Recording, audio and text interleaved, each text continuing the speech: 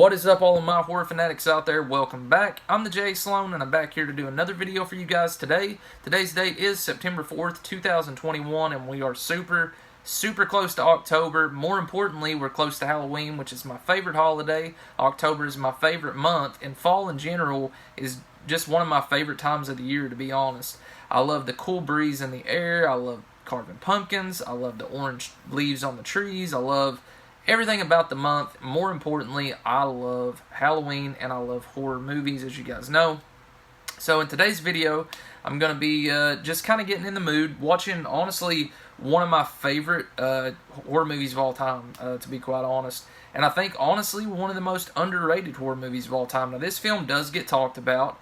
Its popularity has grown over the years, and especially since the spiritual sequel, I think is what they're calling it, has been released. You know what it is, but this is going to be the first out of two movies that I watch. I'm going to be joined by Chris Brock, and if you haven't already guessed, this is a movie madness video. It's been a while since I did one. The last one that I did was in May, and it was the Phantasm movie madness, so it's been long awaited, and it's time for me to get back to it. So it's a duo. It's a double feature, if you will. Double feature movie madness of two underrated horror films. I picked one, he picked one. We're going to watch one tonight, one tomorrow. It's going to be a two-day kind of video. But you already know what I'm talking about for the first one here, and it is Candyman. I've always adored this movie. 1992 classic, Virginia Madsen, Tony Todd. I'll talk more about it during the movie madness and sporadically through the clips, but I figured it was fitting since the sequel, whatever you want to fucking call it, was just released not long ago. No, I have not seen it yet, but this one, it's just a blast from start to finish. So I'm super excited to watch it and to get to commentate, if you will, over it with Chris and give our thoughts and opinions on this one. I will let him announce his pick in a separate video, so you'll see that kind of like after we completely watch Candyman. Then you'll see the second movie. Keep you guys waiting a little bit. But anyway, so Candyman is yeah, one of my favorites, and I can't wait to dive into it. And let's go ahead and see what Chris is doing. I think he's waiting on me, so I'm gonna go ahead and go over there. So as you can see, we are moments away from starting Candyman. Classic flick. You guys already heard my opinion on it, but I will sporadically throughout the video just talk in certain clips about my love for this movie. But I'm joined by Chris Brock. We'll have to do this through StreamYard because just a bunch of issues, but we're doing it through StreamYard, and he's on here going to watch it with me. So yeah, you can't see him, but there he is. So Chris, how are you doing this evening, bro? Hopefully it's not too laggy, but I'm doing pretty good. Not doing too bad. Are you ready to watch this masterpiece? Oh yeah, I am. It's been a while since I've seen it, but I remember, not to take up too much time, but I remember watching a VHS called Boogeyman compilation, and I seen a little bit of Candyman. Ooh. Like a clip with him and Helen. I don't know what that sound is. My iPad fell. But oh, you're fine. Are you still recording? Yeah. Okay. So I seen a scene between him and Helen at the I guess the parking lot. That's all I've seen of Candyman. You know, you hear about Michael, Jason, Freddy, but I fully watched Candyman a couple years ago, probably when, you know, the Scream Factory got released on Blu-ray. And I fell in love with the movie. I couldn't believe that I had watched it all the way through. I think it's very underrated. I think it should be talked about. Candyman is definitely a horror icon, in my opinion. Yeah. The first movie is absolutely phenomenal. Yeah, it really is. Just shocked me with how good it was. Yeah, I mean, I've got sort of a similar thing. I watched this a lot when I was a kid, and I'll talk more about it as we kind of go through this. I don't want to make the clip too long, but yeah, I mean, it is a phenomenal movie and very underrated. When I was thinking of underrated horror films to watch for this movie madness, this underrated horror volume 1, this is the first on my list. And every time we get closer and closer to October, I just get more and more of the mood to watch Candyman. And it's one of those that I've always really adored. So, but yeah, I guess we're gonna go ahead and start it. I'm gonna try to get the iPad fixed. It'll be fixed in the next clip that we do. But Go ahead and press play, get this thing rolling. You won't be hearing any audio because I really don't want to get copyright claim, strike, whatever. It seems to happen in my videos quite often. So no audio, unfortunately, but we will be talking about the score and everything like that. So let's get this show on the road. So here we have the gorgeous Virginia Madsen as Helen Law.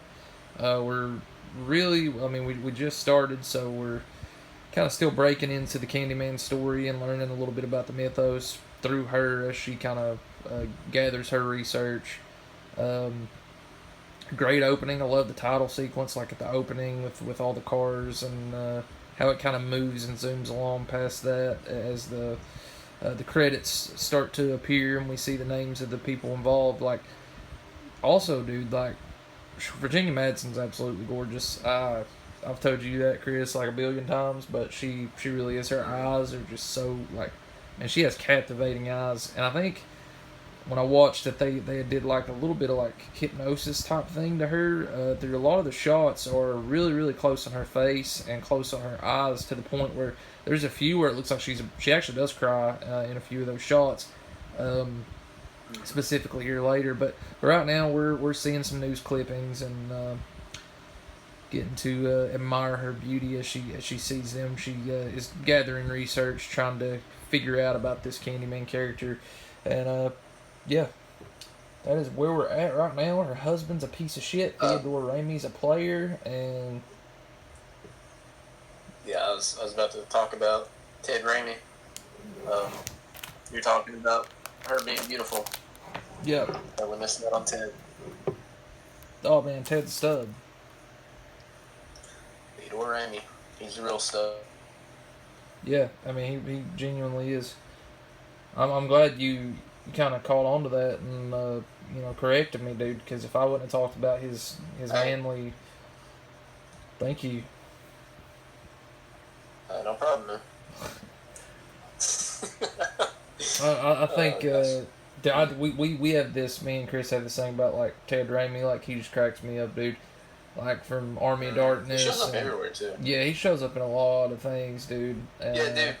He was like 3 different characters in Army of Darkness, dude. I love that. I don't know what it is. Something warms my heart about that, man. I love it. Yeah, I love Ted Raimi as much, if not more, than Sam Raimi, dude. Like, just because dude, that's hard to pick, man. I mean, I love Sam Raimi's directing and everything that he's been involved with, but Ted Raimi just makes me smile when I see him on screen and something that's amazing. Yeah, that is true. But yeah, so Candyman, first few minutes, I think you can. I think you can probably agree the atmosphere. I mean, it's one thing I love about this movie is that if it was made, which I guess it was technically made today, like the newer spiritual sequel or whatever you want to call it, but I could see this being taken in a completely different direction where people would actually take like a more laughy, like kind of joking approach with the premise and everything. It's 100% serious. Nobody's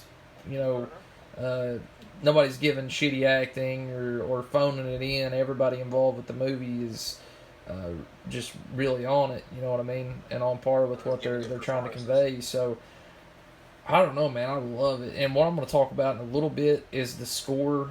They can't hear the score, that saddens me because it's such a great score by Philip Glass. But so far, first few minutes, what are you thinking?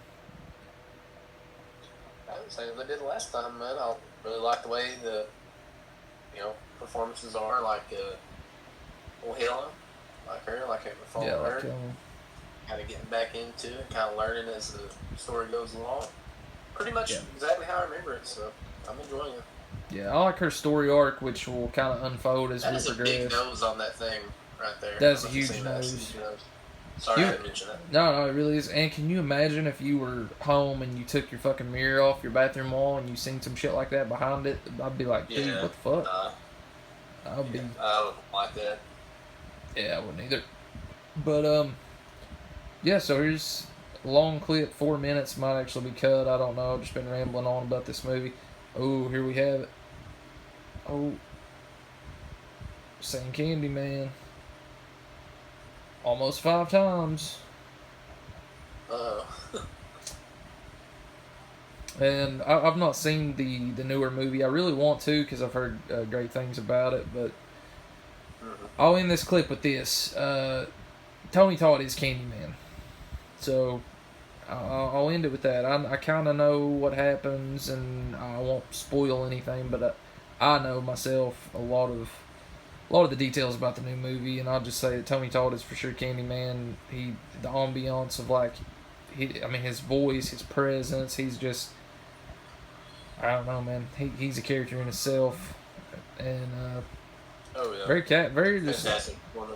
and real fucking romantical too, like, which we'll see as the movie goes along. Like, she's just completely enamored by him, which, I mean, for good reason. But anyway, almost a 6-minute clip. I'm going to end it here. We're going to continue watching Candyman and getting to look at those gorgeous fucking eyes.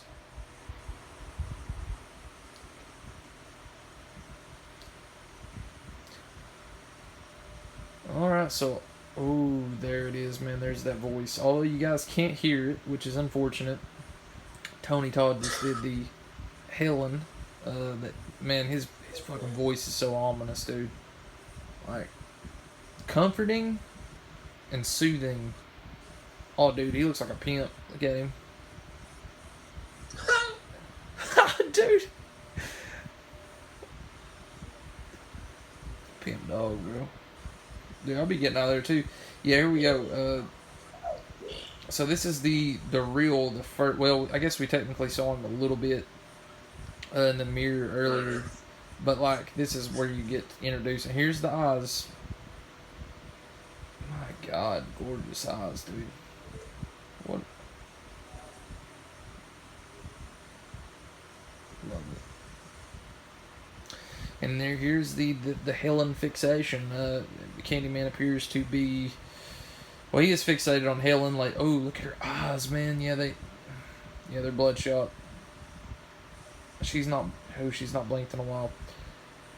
It's pretty, and at the same time, it makes me want to blink. Yeah, there goes the tears. Gorgeous fucking shots, man. And you got the score, the Philip Glass score, slowly like oozing into the scene. Oh man. My victim. Yeah, there we go, man. There it is. Tony Todd, man. Love this movie. He looks like he's in his prime right here. He was. Okay, so we were going to watch Candyman, and then this next movie, we're going to watch it tomorrow, but we decided to go ahead and do it tonight. Fuck it, we're young. Well, not all that young, but we're still kind of in our youth, and we'll go ahead and get this one out of the way as well. This was Chris's pick for the unrated horror film of this first volume, and Chris, I'll let you go ahead and speak now and say what the movie is. Okay, it is going to be The Phantom of the Opera, the version that is from the year 1999 with Robert Englund. Yep, so here it is. You cut out just a little bit, but I think they heard you. Phantom of the Opera, 89, okay. Robert Englund. Yeah. I've never seen it. I've had the Scream Factory for a long time, and I've never actually got to pop it in and watch it. So it's fun to finally get around to doing that. Chris has talked about it over the years, and how it's a pretty enjoyable flick. So I'm excited for it. I don't have much knowledge on the film other than obviously it's a remake, and Robert Englund is in there. So so I'm going in just completely, unscathed by anything about this. Like, I'm going in with no condom on, basically. I'm just going in raw, and I'm gonna see if I catch anything. That's basically how I went into it. I don't really know much about the whole Phantom of the Opera thing, so maybe people that are more knowledgeable on it may dislike this one more or like it more. I'm not sure, but I just went into it. Knew Robert Englund was in it, and wanted to see a performance that wasn't Freddy. Yeah. And I liked it. That was pretty cool. It's kind of underrated. Yeah. Not a bad little flick. No, see, I'm excited. Feel the same way. Yeah, I'm excited to get started with this. I've been keeping it like, Chris is going to announce his pick and all this different stuff. I don't know if I'm actually going to have the movies in the title, so it could have just been a complete waste of time hiding it. But you know what, did it anyway. Wanted to hide it from you guys and, you know, have you guys hear from him since it was his pick. But Phantom of the Opera, I'm excited to check it out. We're going to go ahead and press play, and we'll see you guys back here in just a little bit with some clips from the film. Alrighty, we're a little over half an hour into Phantom of the Opera. I've really enjoyed it so far. It's had some cool moments. Great pick. I mean, super underrated. I mean, I've seen people talk about it over the years, but not very much. When I saw Scream Factory was going to release it years ago, I knew I had to get it, and that's why I bought it. But honestly, it just sat on the shelf. I don't know why I didn't get around to watching it. It wasn't that I was disinterested in it. It was just one of those movies that you just kind of stall on for whatever reason. But I've had a fucking blast with it so far. I mean, it's went a couple different places to present time as of when it was filmed, back to like the Victorian era, and that's where we're at right now. Following this woman who basically has an amazing voice, but you have this ghost and the Phantom, I guess, of the opera who wants to see her succeed, wants to see her become a star. So that's cool. I'm not familiar with the Phantom of the Opera itself as a story, so this is kind of just newish to me.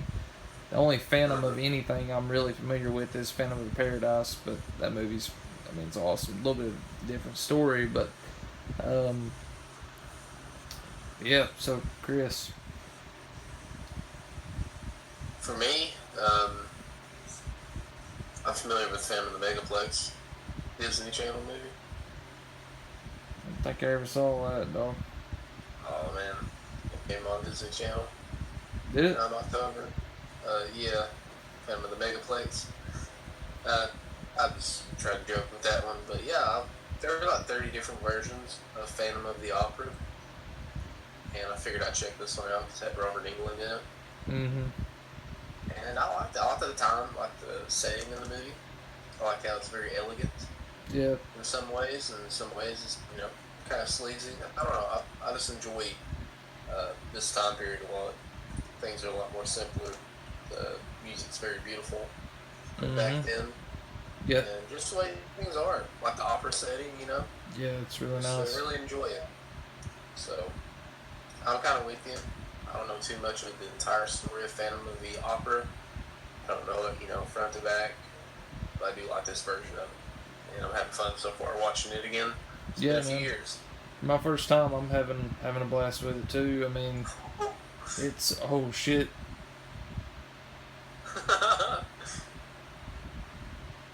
Oh damn.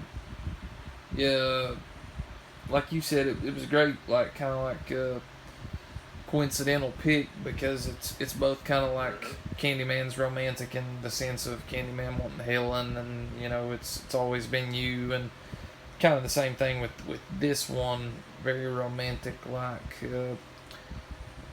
a romance horror flick kind of. I mean, but it's like you said, it's back and forth, and it's brutal, it's sleazy when it needs to be, it's elegant in the ways of the opera and the singing and the time setting and everything like that. So I'm having a blast with it, man. I really am. Can't believe it took me this long to watch it. Only 23, almost 24 years. So now that I've definitely seen it, it'll work its way into the rotation because only half an hour in, got another hour left of movie, a little over, and having a blast with it. So go ahead and get this clip in here, and we'll keep watching this, and we'll have another clip or two of this one, and then lead to the review section, the end of the video. So, yep, stay tuned, guys. There'll be some more Phantom of the Opera clips. Alright, so we are nearing the end of the Phantom of the Opera, and I have had a fucking blast with this movie. A lot of good laughs, but a lot of good effects, though, man. Like some of the kills what we just saw, the beheading, and I mean, it's just It's elegant, like Chris said earlier, and then it's real fucking sleazy in other ways. It's a perfect mix, really, and it really complements Candyman. So I'm glad once again that it was a pick here. Robert Englund showing his acting chops. He's not just Freddy Krueger. He's a great actor and a great director. 976 Evil is one of my all-time favorites as well. So, yeah, Phantom of the Opera. Chris. Yeah. To add on to what you were saying, came out in the year 1989. Yep. When special effects, like horror films, were kind of getting cut. These were actually pretty good. Pretty good, yeah. It's quite good. And I didn't realize this until I looked it up to see what the runtime was in this movie, but this was directed by H. Little, who directed Halloween 4. Yep. So I thought that was cool. Yeah. I like the way this movie's directed. It really does complement Candyman. Yeah. I will say that. So, very cool double feature. I'm enjoying it as much as I remember. I think it's pretty underrated. Oh, yeah, very underrated. I'm glad we're getting to watch this one and watching it alongside Candyman. I can definitely see myself revisiting this one multiple times. It's got a good value to it. Like it's the acting's really good. Effects is good. Directing's good. As he said, Dwight H. Little who directed Halloween 4, among other things. And I love the setting too, which we've talked about a little bit, but this Victorian age kind of setting, and the opera has been obviously a focal point in it. So, and I like that. We watched opera not long ago, about a month or so ago, maybe two, and I don't know. I just love that setting. I love an opera setting and the music and the stage and stage play and all that. So it's really good to get to watch this one. And here we have Oswald Cobblepot. Oh shit. Oh no. Oh, he's about to get fucked. Robert Englund does a really good job, man. I like this performance. Good job. I mean, he's more of a character actor, even though, I mean, he is Freddy Krueger. But, I mean, I feel like he could, I mean, he's a great actor. I feel like he could be a leading man in something, which he does better. He's a great villain. Oh, dude, he's fucked. He's a great villain. He plays a really, really great villain. So, but, very sinister. Although he's known as Freddy Krueger, I feel like his acting is really underrated, but in itself. In 1992, Tony Todd graced the screen as the horrifying, hook-wielding urban legend that would haunt each victim with the mere mention of his name 5 times. Candyman has always been a favorite of mine for several reasons. I've gushed over this film through the entire video, and I plan to do it just a little bit more. I love the complexity of the story, the seriousness in the acting, and the almost symphony-like style and care of the directing. Each character has a subtle but powerful importance to the narrative, from the main and beautiful face of Virginia Madsen right down to DeJuan Guy. Cabrini Green itself breathes a life of its own, letting you absorb the tragic and haunting past it has endured and show the fear in its occupants over the intimidating and everlasting Candyman. The score by Philip Glass is one of a kind, truly one of the best horror scores of the 90s. It soaks in every scene until marination is complete. I love it to death. All in all, Cabrini Green is the first tier, Philip Glass's score is the second, Virginia Madsen and both supporting cast is the third, and Tony Todd as Candyman is the icing to a beautifully haunting cake that I can't wait to take a bite out of each time I watch it. I want to begin this by saying I'm a novice when it comes to the history, the plays, the past, and the accuracy of this film compared to previous incarnations before it.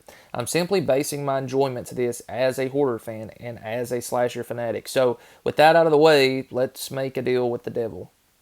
From actors to stagehands to snotty critics, the Phantom will sabotage and dice and slice anyone who stands in the way of Christine's fame.